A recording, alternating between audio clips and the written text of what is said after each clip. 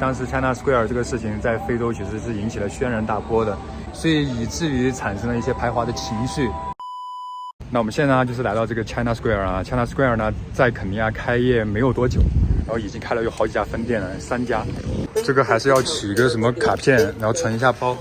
OK，Thank you。整个的 China Square 呢特别的大，就涉及到了所有的生活日用品也特别的多，一应俱全啊，基本上就是一站式购齐的那种感觉。而且它这个装修呢其实挺简单的啊，上面就是那个类似于钢结构的彩钢瓦，然后下面呢就是做了一个简单的水泥硬化，然后放了那个货柜。但整体呢看起来很简洁，有点那种工业风。就小东之前最早接触到这个什么 China Mall、China Square、China Shopping Mall 呢，就是在加纳那边呢也是好像是福建人开的，也很成功，开了很多家连锁，生意也很好。他们成功之后呢，就在周边的一些国家开始去做。咱们看一下这个冰箱多少钱，53000令，差不多2000多块钱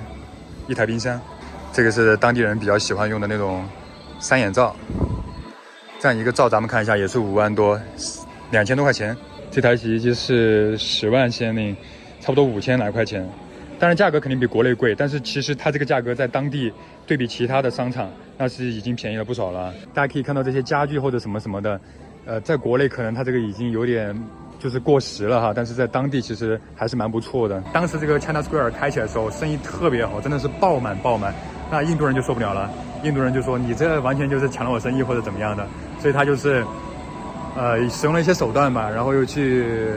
引导一些人去游行啊，甚至于说他们那个肯尼亚的工商部长还是商贸部长啊，就出来说中国人扰乱了这个什么他们当地的零售市场。当时 China Square 这个事情在非洲其实是引起了轩然大波的，因为一个国家的一个部长他站出来去点名道姓，说某一家中国公司或者是某一家中国企业在当地的一些情况，其实已经很明显了啊，所以以至于产生了一些排华的情绪。但是后面呢，就这个抵制啊或者是什么的，反倒成为了一种免费的宣传和广告。就到现在啊，这个 China Square 呢已经是开了有3家店了啊，就在不同的地方、不同的区域，也很受当地人喜欢啊。而且当时抵制的那群人也是成为了这个商场的一个粉丝啊，因为的确东西便宜啊，对于咱们老百姓来说，能花比较少的钱去买到咱们想买的东西，我觉得这个就是一件好事情啊，对吧？在合规合法的情况下，就是一个好的事情啊。而且大家可以看出来，有很多印度人也过来买了啊，架不住便宜啊。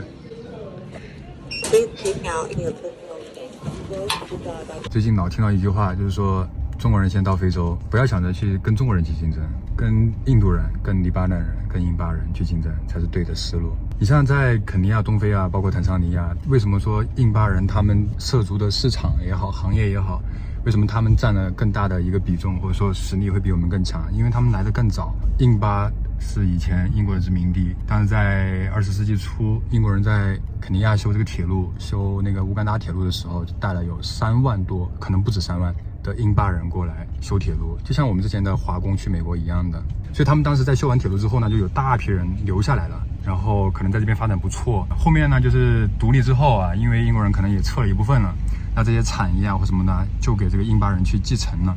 所以他们其实是有一个比较得天独厚的优势吧。然后加上语言又比我们好，所以他们在这边其实发展的比较快，而且呢积累了比较早期的原始资本。所以我们其实中国人进到非洲来说，算是比较晚的一波人了。所以大家如果来非洲做事情啊，真的是要去对标印度人啊，不要老是想着去干中国人。